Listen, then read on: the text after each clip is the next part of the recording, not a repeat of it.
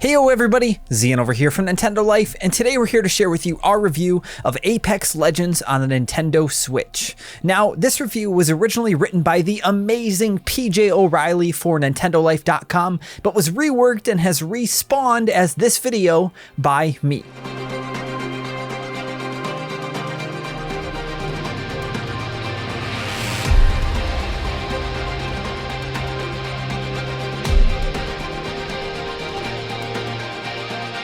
To our minds, Respawn's Apex Legends is one of the very best free-to-play battle royale shooters currently available on PC or other consoles, and it finally makes its way to Nintendo Switch. But unfortunately, this port is a real mixed bag. This is at its core the same fast-paced, ping-tastic game we've been enjoying since 2019, but here the concessions made in order to make it actually playable, the overall loss of graphical fidelity, frame rate dips, blurriness, unrefined controls, and so on, result in an experience that feels heavily compromised, and one you should definitely try for yourself before shelling out some cash on any of the paid versions or battle passes currently on offer.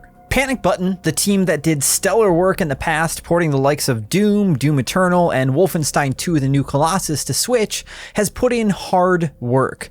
And despite its problems, it doesn't feel lazy or half-hearted. This is the full-fat Apex Legends experience delivered onto Switch in a reasonably playable state. It's just that the seemingly necessary downgrades that have been made thanks to the limitations of the system itself, when combined with a handful of performance issues, make for an experience we could only truly recommend if you really don't have any other way of playing the game. In docked mode, Apex Legends on Nintendo Switch plays at 720p, and for the most part runs at a reasonably solid 30 FPS, which on paper sounds fine.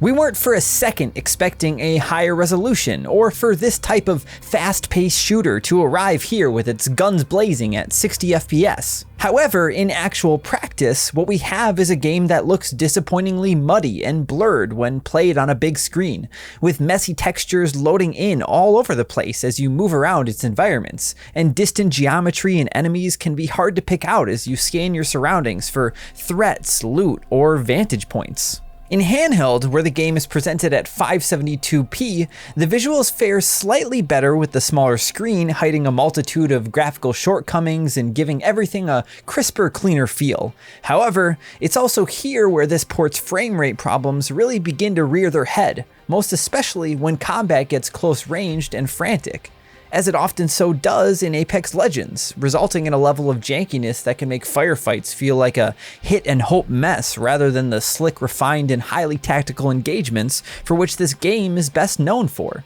The field of view, which quite understandably cannot be altered in this version for performance reasons, also feels restrictive when playing on such a small screen, and when combined with those muddy textures, frame rate issues, and controls that feel a tad spongy when playing with the console's default Joy-Con, results in a rather headache-inducing experience when played for any reasonable amount of time. And unfortunately, those frame rate issues during close-range combat aren't entirely exclusive to handheld mode either. We experienced dips down to around the mid-20s when things got really heated during docked play, in situations when you're trying to revive teammates while under fire or engaging in melee combat with opponents tends to feel and look janky and rough. The technical shortcomings really do create constant problems with regards to the game's combat. On the one hand, long-range engagements are hampered by a graphical downgrade that makes far-off enemies quite hard to see, and controls that, even with gyro aiming enabled, don't feel particularly reliable at a distance unless you've invested in a Pro Controller, or are perhaps using some hoary split Joy-Cons for handheld play. But keep in mind, even those don't have gyro to help you out in that case. And then on the other hand, Close Encounters introduce a level of stuttering that really takes the shine off things, with exciting and dramatic clashes rendered clunky and oftentimes infuriating. Having said all of that though, the strength of Apex Legends' excellent core gameplay does still somehow manage to shine through at times. There's fun to be had here if you can adjust your expectations and make do. It's just your overall fun that, as things currently stand, feels unreliable and more than a little compromised. All of the updates, tweaks, new characters, battle passes, timed events, and change-ups you'll find in other versions of the game are present and correct here. And if Panic Button can somehow iron out the frame rate issues and provide a patch or two to deal with a few graphical issues, this port could perhaps still deliver as a passable version of one of our favorite Battle Royale games out there. In the meantime, however, one thing we suggest you do immediately if you are in for the long haul with Apex Legends on Switch is to jump right into the game settings and turn off crossplay with other platforms. You'll likely be in for a slightly longer wait between matches, but this does away with so much of the frustration of being absolutely slaughtered by players that are playing at 4K 60 FPS.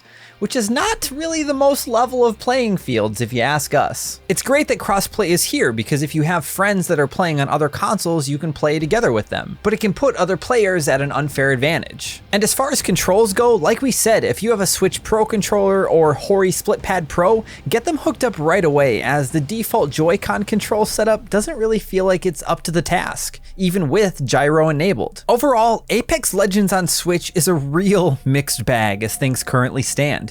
This is an excellent game that's still fun to play, even in this heavily compromised state, but there's just no getting away from the issues introduced by frame rate problems, muddy textures, blurriness, underwhelming default controls, and just a general level of technical jankiness that eats away at your enjoyment over time. Of course though, Apex Legends is free to play, although it will cost you 25 gigabytes of your precious internal storage, so there's no harm in giving it a go and seeing how your tolerance levels fare up. However, we'd recommend you stick to running and gunning through Kings Canyon on another platform, unless you have absolutely no other choice.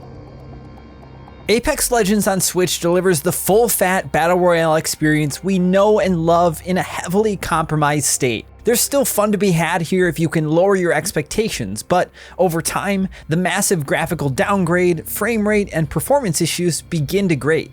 If you've got no other choice but to play on Switch, we'd recommend diving in and seeing how you fare before splashing any cash on paid versions or battle passes. But overall, this is a game that is best experienced on other platforms, at least until Panic Button can steady the ship somewhat with future updates.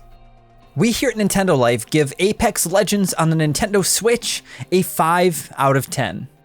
If you'd like to check out our full written review, you can find that along with more news and information and updates about Apex Legends over at nintendolife.com. And if you want to see more video right now, you can watch this 11-minute gameplay video that we put up on the channel of me playing Apex for the first time. There's no commentary, it's just gameplay. It's a lot harder than I thought, so I did pretty bad, but it at least gives you a good taste of what the game looks like running in action. Thank you all so much for watching. I'm ZM from Nintendo Life. Stay safe out there, and we will see you next time.